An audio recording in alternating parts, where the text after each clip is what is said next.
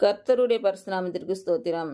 இன்றைய நாளுக்கான தேவவார்த்தை யோசுவா 1ஆம் அதிகாரம் 5, 6 மற்றும் 7ஆம் வசனங்கள். நீ உயிரோடு இருக்கும் நாளெல்லாம் ஒருவனும் உனக்கு முன்பாக எதிர்த்து நிற்பதில்லை.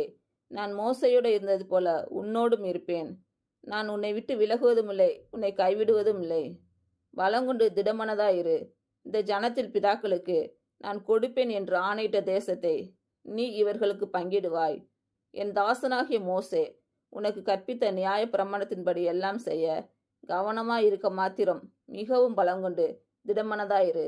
நீ போகும் இடமெல்லாம் புத்திமானாய் நடந்து கொள்ளும்படிக்கு அதை விட்டு வலது இடதுபுறம் விலகாதிருப்பாயாக.